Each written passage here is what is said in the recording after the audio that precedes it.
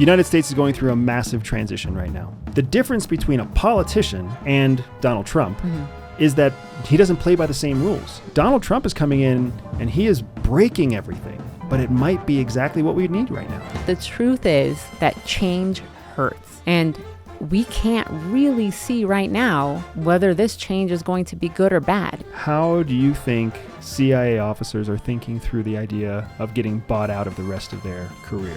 You know, it's really...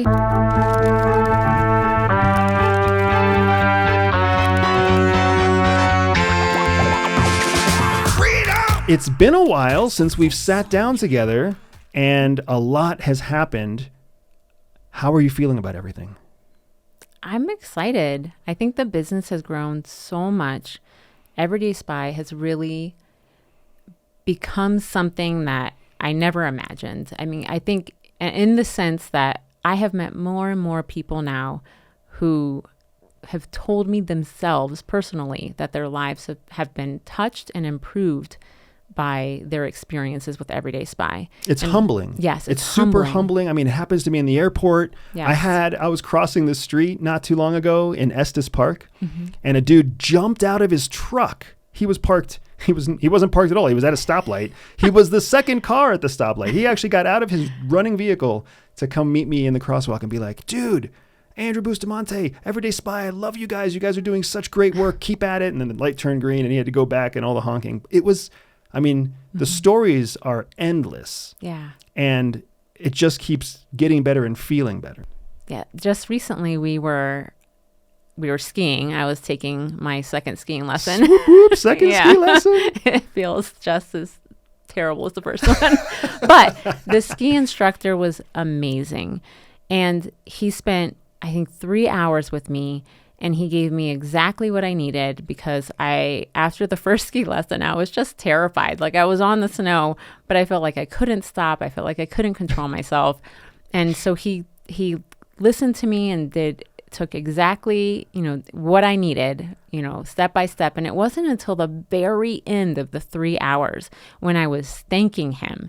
And I was like, thank you so much for your patience. I mean, we were doing our lesson during a snowstorm. It was freezing and he was so patient. And I was really expressing my gratitude to him. And he looked at me and he was like, thank you. It's really been a privilege to be able to teach you today. He's like, I listened to your guys' podcast. And I was like, oh, like I never would have known. But then he starts telling me his own story and his own journey. And his journey was so powerful because he had been a ski instructor for several years. And then one day he decided to become sober.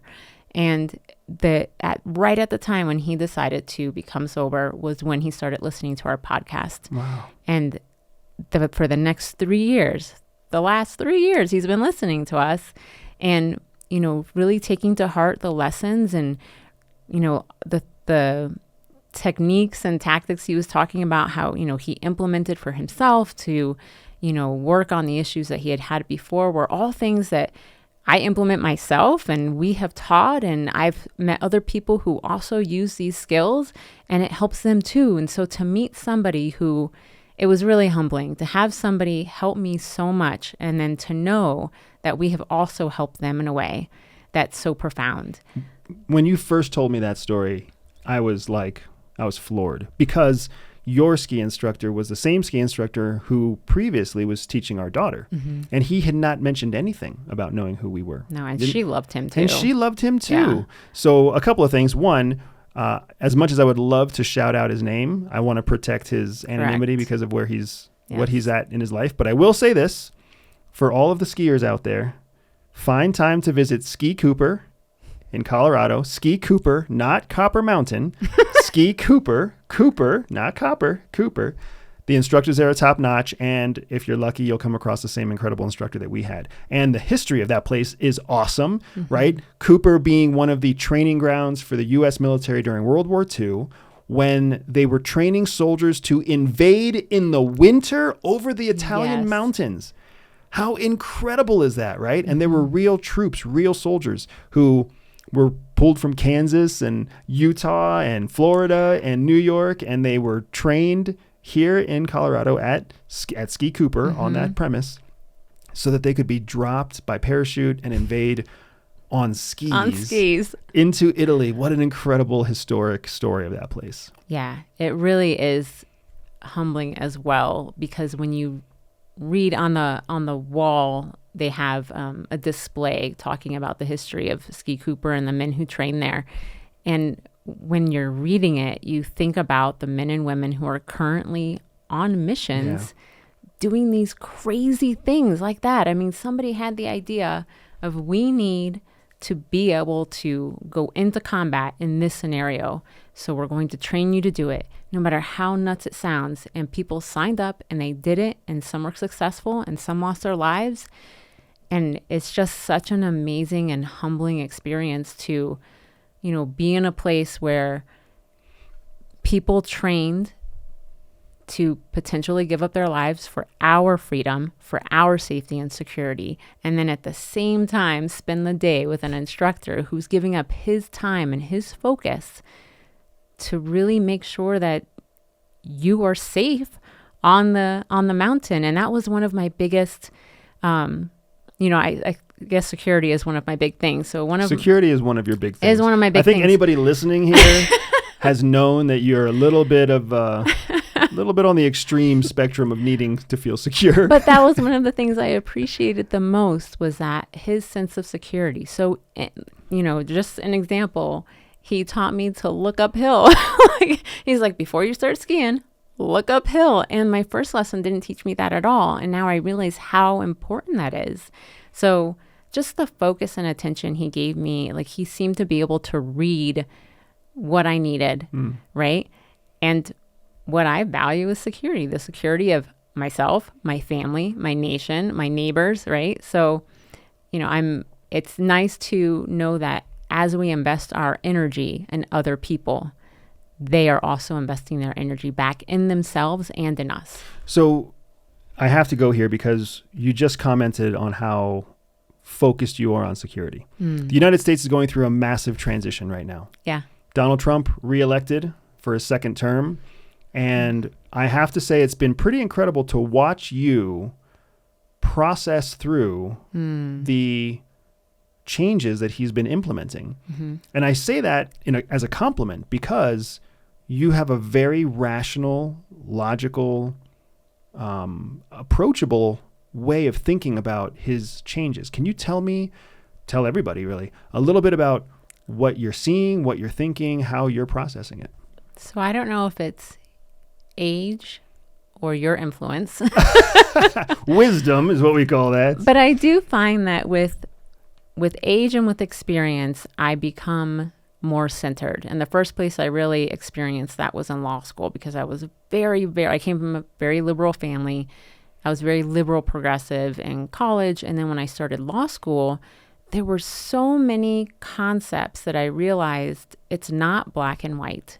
There's so much gray. And I think that experience is what helped me at the CIA, because so much is gray, so much is complex, and you can't just judge it right off the bat. Yeah. And so with the new administration coming in, I've been very intentional about not having knee-jerk reactions.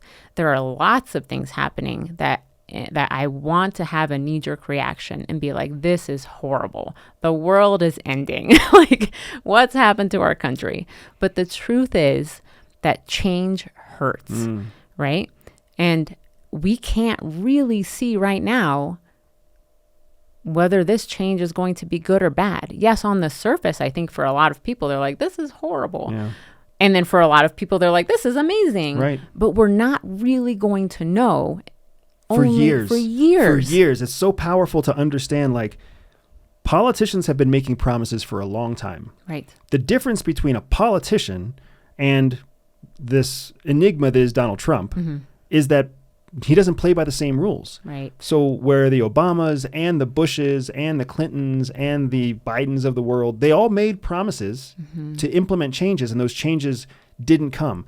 When those changes did come, they came by forcing legislation through a controlled, a dominated House, right? Donald Trump is coming in and he is breaking everything. Yeah.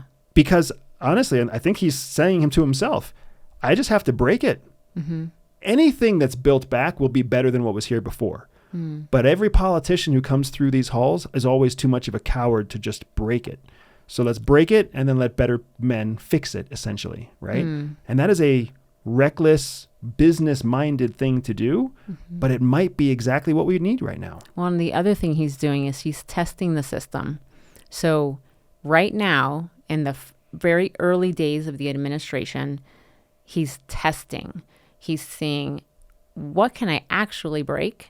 And what is going to get pushed back, what is unbreakable. Yeah. And I think what is so entrenched, yes, it can't actually be moved. Or what works, what is working. And so it doesn't really need to be broken. Fair. So I don't think we're going to see the dust settle for like at least a year.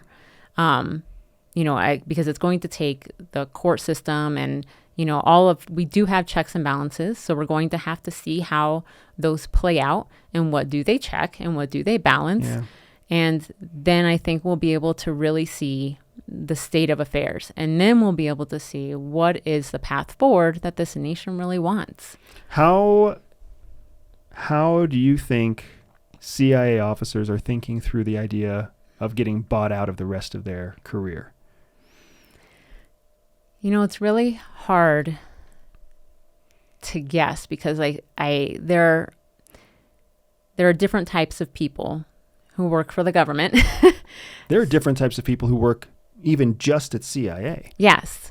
And so, for the person who wanted a secure job, who was like, the government is a steady job, I do my time, I contribute, and I get a pension at the end for my contribution.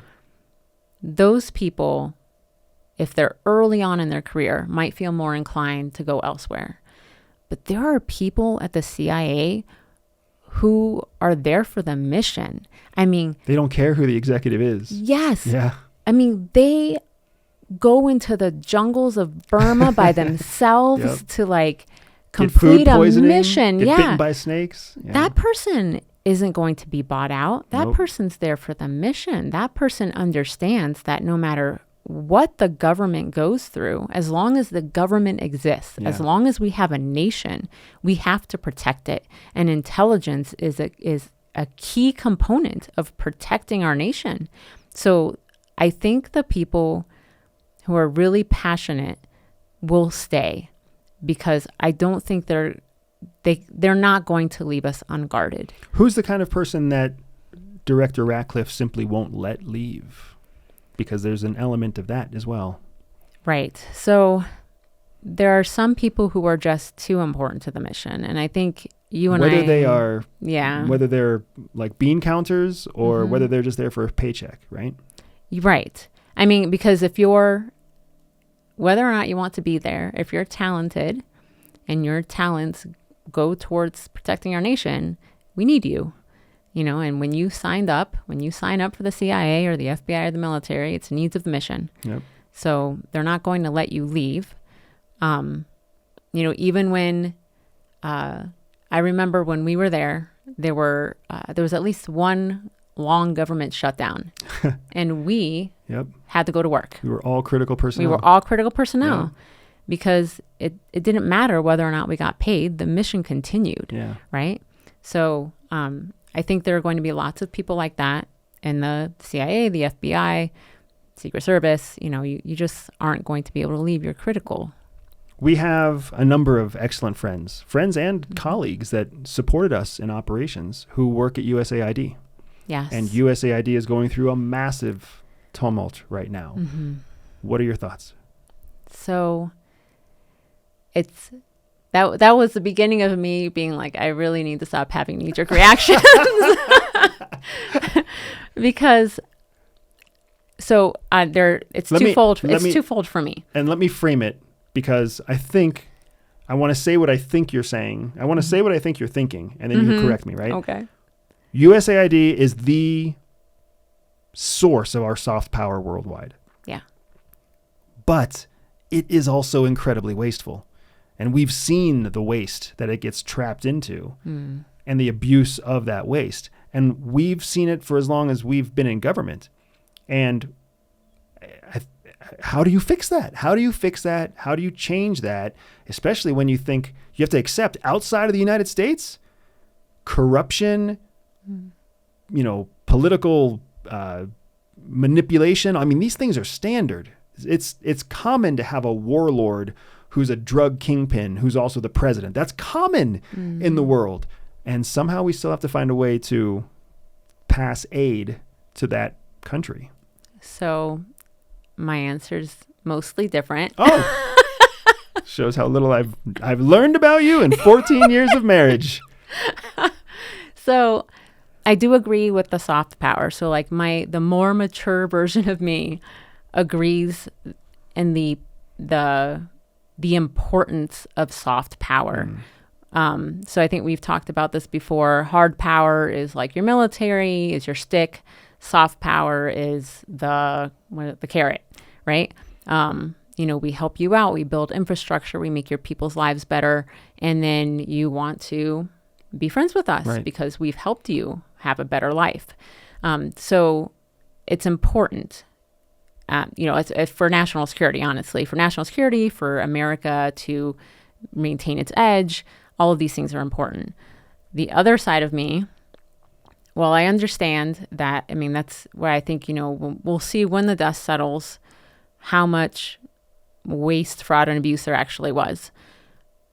Because the other side of me believes in the mission of USAID. I believe that we are a nation, but we are all on the same planet. We cannot get away from each other. We can see with the immigration issues that when people in one country are suffering, it affects all the countries around them.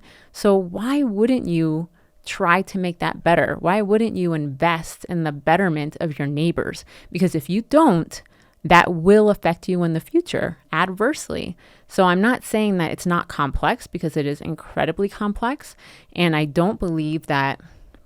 have never believed that just exporting democracy would fix the problem, because democracy isn't the solution for every nation and for every people. But we have to try. We have to at least think outside of the box on how can we improve conditions around us in a way that enhances our soft power, that helps us out while also helping others out. I love that you have such a different opinion from mine and a different perspective. I'm super excited when your perspective starts to shift towards my perspective, because it makes me wonder if I was right the whole time, or if, I don't know, or if I'm just wrong, but you're becoming more wrong. Somewhere in the middle. Yeah, whatever it is, it still makes me feel good. But I've really appreciated learning your point of view and learning your knowledge and learning your perspective on so many different things.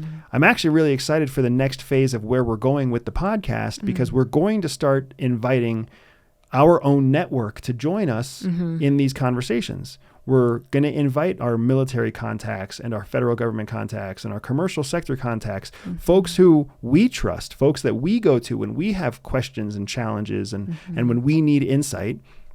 And I'm really excited to start rotating them through that chair that you're sitting in now, so that we can share their insights with everybody who's joined us here in the Spy Tribe with Everyday Spy. Yeah, I'm super excited, because when I meet people, you're wonderful. I love everything that comes out of your mouth, mostly. But you on your own are one perspective, one set of experiences. And it's like an amazing set of experiences. It's fairly broad. I love the perspectives that you bring. I love that you can see multiple sides of things. But when we talk together, I've met so many people who are like, I love the way you two converse. I love the difference in opinions. I love watching you two push and pull, work it out. And I bring a completely different perspective and set of experiences. And what I'm excited about is, we have the people in our network over for dinner, and we have these amazing conversations. And they come with experiences that in my wildest dreams I could never imagine having. And it has built them in ways that are so different than me, and they have perspectives that are so different than me. And they say things that I take home and I'm like, I start to think about it and should I implement that? And so I'm really, really excited that, the diversity of our network is going to be able to be showcased for the Spy Tribe, because I think it's just so important. The more people you speak with, the more people you meet and the perspectives you hear, the more human we all become. Yeah. Right? And the better equipped we are to tackle this thing called life. Yes. And life includes your career, and life includes your family, and life includes your challenges and your goals and your growth and the moments where you trip up and you make mistakes. Like it's all something that brings us together. And our colleagues at FBI, our colleagues at NSA, our colleagues in special forces, they all understand that. They know that mistakes and successes come hand in hand, and growth and failure comes hand in hand, and heartbreak and heartache and and pride all come hand in hand. And that's something that I feel the world isn't hearing enough of. Yes. Instead, we hear these one-sided stories where this person's a success story, and when you follow them on Instagram or TikTok, all you see is their perfect pictures.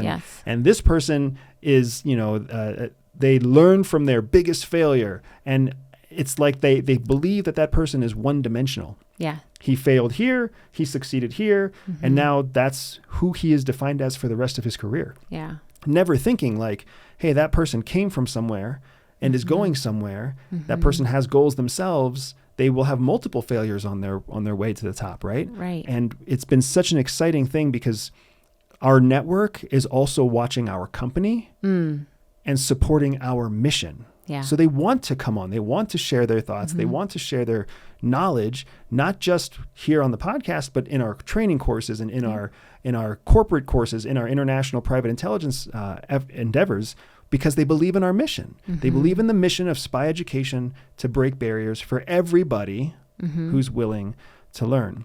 So if you're listening to us right now on audio, I want you to find your way to YouTube and subscribe to the Everyday Spy podcast on YouTube. If you're already on YouTube and you're following us there, make sure that you click on notifications, because we've got some really exciting stuff coming up. And if you're somewhere in between, you can't go wrong if you like, subscribe, and share this episode, because we want everyone to be ready for a whole new gear to get turned on when we start bringing on the guests, these people that you have never thought you would ever get to meet, that you will now get to meet and have these conversations with yourself. How have you felt developing Everyday Spy to the place where it is now? It's been challenging,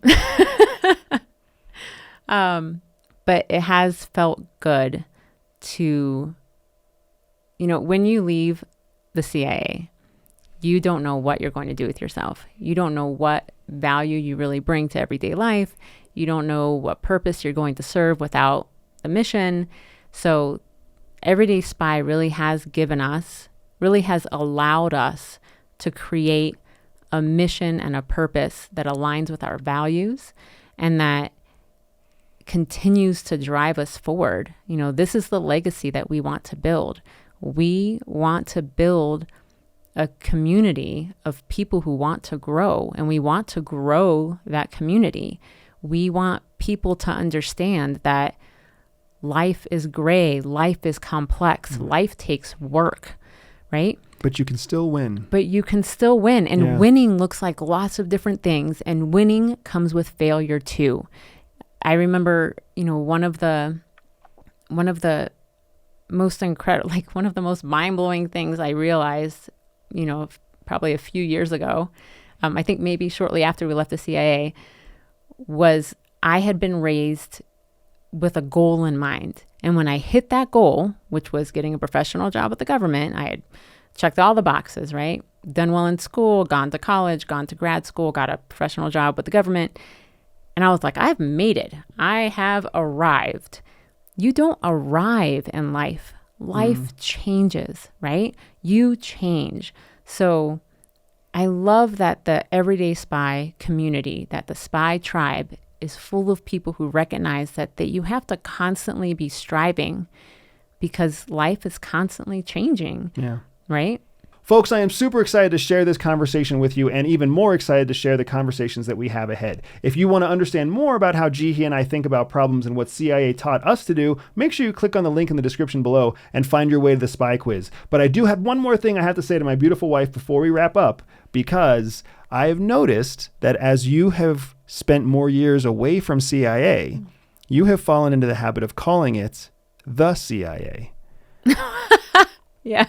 And anybody who's been listening, I'm pretty sure I mean, I wasn't even trying to count, but I think I got somewhere to the tune of like 18 references to the CIA. Mm-hmm.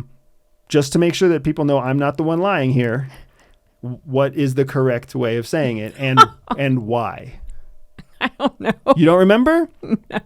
I know you are very adamant that it is CIA. CIA. And it's not just me. That's how CIA is as well. Because... And I will never forget this. This may have been in the training class where we met, actually. Oh, maybe it was on a day that I wasn't there. Because remember, I ended up in the ER that first week. Yeah. So Jihi and I met. For those of you who don't know, Jihi and I met when we were in one of our early training courses. Mm-hmm. It was a report writing workshop. And she sat behind me, and I was always trying to sit between two cute girls, which is actually very easy to find at CIA. It's pretty nice. But during that report writing shop, they specifically told us, when you refer to CIA as the acronym CIA, mm-hmm. it is not a proper noun. So you can't use the word the in front of it. When you refer to CIA by its full name, Central Intelligence Agency, mm-hmm. then it is a proper noun, and you can call it the Central Intelligence Agency. I was definitely out that day. I came back and I didn't know how to do like my timesheet. I didn't know anything about insurance, and nobody caught me up. Nobody cared. You seem like you still made it work. You found a way to get paid. I did, because you know what? Targeters don't write the same kind of reports that other people do. It's mostly like data. That's why I picked that job. Folks, thank you so much for joining us. We can't wait to see you next time, and we'll see you on the flip side.